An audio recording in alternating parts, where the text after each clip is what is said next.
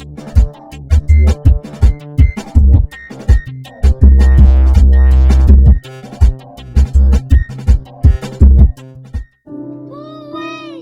having a bad dream. It's okay.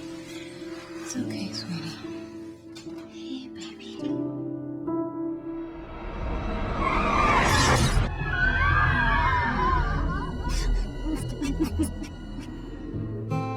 They had a lead. I tried to get in on it, but they shut me out. You're going back, aren't you? The great disappearing actor is my mother. It won't be for long, I promise. I should have seen it glow, but everybody knows that a broken heart is blind. That a broken heart is blind. Jimmy, down! You don't find the car? You don't find the gun? This one's deep. You're getting in way over your head here.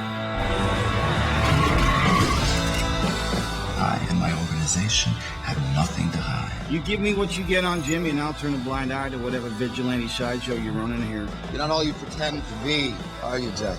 If you think justice and vengeance is gonna help, then you are misguided and you are lost. Any escalation of this is gonna be bad for business. How long are you gonna keep waiting on Daddy's permission? You get out there and fight her. You went off a reservation, pulling you out. I say we fire, we fire. I will handle this!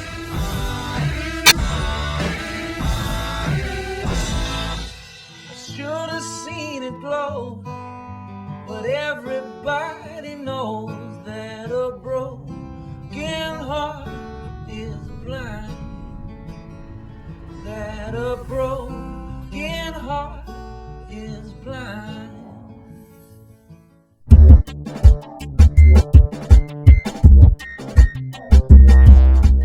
You know what? It was much more to do with the story and the character. And I'm always open to doing stuff. I mean, I've worked on television, ER. I did, years ago, pre-crash. I worked on stage for the first time last year, 2 years ago, working all around the world, whether it's doing documentaries, voiceovers. I love, it's about the subject matter. And I was really attracted to this subject matter, because originally it was just going to be 3 parts for British TV. It was much smaller, and it would have come and gone, and you guys probably would never have even known it had happened. Right. But I was interested because Crash was just going to be it's a tiny film. Right. It was just going to come and go. I just thought, no one's going to see it, but wow, this writing's great. I really want to do it for myself, just to say these words, to be in this situation. It was huge. You've got to go. I mean, personally, I feel like you've got to go with your gut. And I mean, look, if you've got if you need money to pay the bills, then you've got to do a different kind of thing. You've got to do a bigger budget. You've got to do a Chronicles of Riddick. You've got to do a 2012. And it's just this being served, people might assume that I've got this kind of plan. No. It's like minute to minute. What's interesting me? What am I angry about? What do I feel needs to be, focused on, or, what are my kids enjoying? Look, the number of actors you watch, as soon as they have kids, you see them in kid movies. Because they want their kids, they want to make their kids think they're amazing. Yeah. Or they start doing loads of voiceovers for cartoons, those big cartoon movies.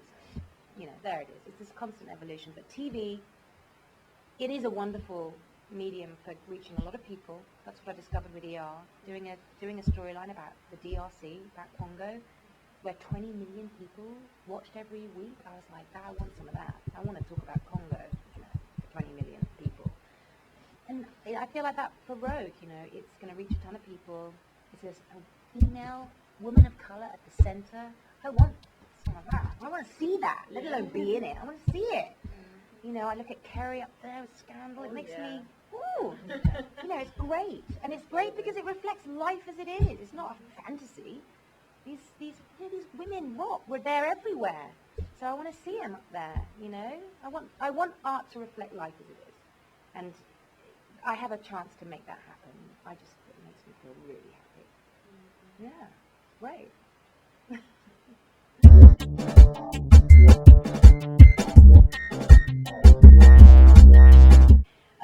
Just the first thing that you said about her being very dark. to lose a child, the grief that comes from that, especially when you suspect that it's underhand circumstances that led to it. I mean, right there is a world of poison.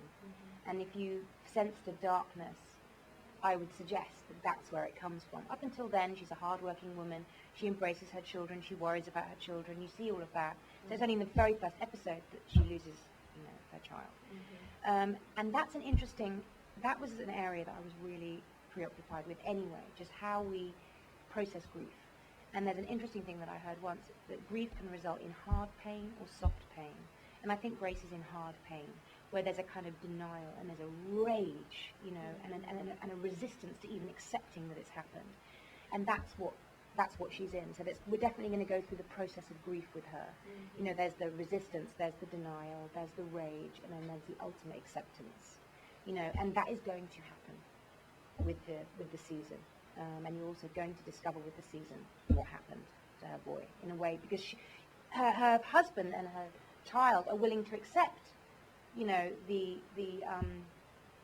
the explanation by the police that it was an accidental crime. But she is part of the police department, so she knows, looking at all the evidence, that it isn't so clear-cut. Whereas that's something that her child and her husband aren't privy to.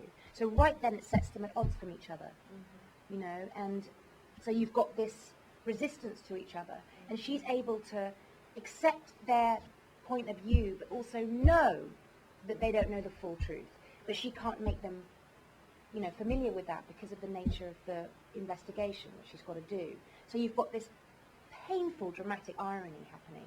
So on the one hand, you're judging her as a mother, you're judging her as a cop, you're judging her as someone who's, a grieving mother, you're judging her, all these different judgments are going on, and you see these different kind of entities that are kind of attacking her, criticizing her, and the only element that is with her is the audience.